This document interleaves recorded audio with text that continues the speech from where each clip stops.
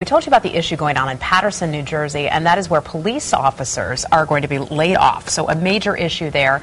Curtis Sliwa is joining us on the phone now. He's, of course, the founder of the Guardian Angels. He's the host of the Curtis Sliwa Show on AM 970, The Apple. And over the weekend, Curtis and his guys were out there patrolling the streets. Good morning, Curtis. Good morning, Curtis. How are you? Tell us how things were in Paterson this weekend. Obviously, a big issue with losing 100 or more police officers.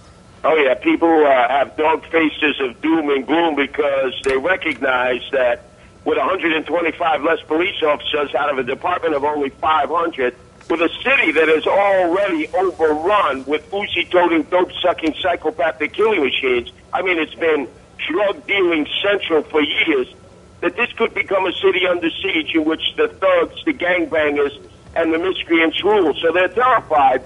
And that's why I made the decision after having a meeting with the mayor and the public safety director and members of city council back in February to start moving Guardian Angels in and try to fill the void, to give people the hope that something could actually be done and to try to get them to man up and woman up as Guardian Angels also to fill that void. Hey, Curtis, how does it work? It's not like you have like a whole Air Force bases of Guardian Angels that you can fly in and swoop into a town. I know very often you get kids from the local area. How does that work in terms of you taking your manpower and putting it to work?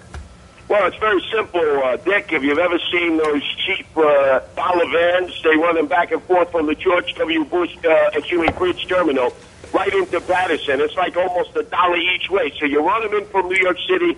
They do an 8-hour shift. They're relieved by other Guardian Angels who may be working swing shift or graveyard shift, their own jobs, so that you have a permanent presence there. And obviously, the police have been very supportive. The mayor's very supportive. And the people are extraordinarily supportive because they're treating us as if we were the doughboys come back from the First World War. Problem is that euphoria will end quickly when the weather gets warmer and the drug dealers are out there slinging crack and heroin, and knowing that they don't have to worry about DTs undercover getting busted because the cops are going to be racing from one 911 call to the other. So, Dick, you want to come on out and thumb some thugs? Be my guest and join us because we're going to have to be giving a lot of therapeutic back massages and having those thugs in Paterson suck concrete. Curtis, when you talk with the mayor there, any way around these layoffs? Of course, New Jersey, as well as other states around the country, facing tough financial times, but any potential solutions to avoid this at the last minute? No, and he sat down with us in February knowing that he would have to be the Grim Reaper and bear the bad news of the layoffs. He was following, as you know, in the footsteps of Cory Booker, who had to do exactly that in Newark. And in even a more damaging scenario, Camden, where they got rid of half the police department in a city that was per capita, per person, the most violent urban area in America. Remember, Barack Obama has said no more stimulation, no more stimulus dollars.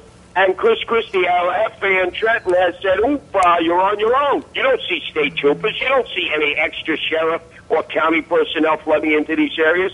So basically, people in urban areas have been told there's no dough, so you're going to have less cops, more thugs, and I find that intolerable. Dick and Heather, I said, what are we spending billions in Afghanistan for, billions in Iraq for, now billions in Libya for, when we can't even protect terra firma back here in the good old U.S. of A. That's an outrage that we keep spending money over there, and we have to deplete our public safety over here.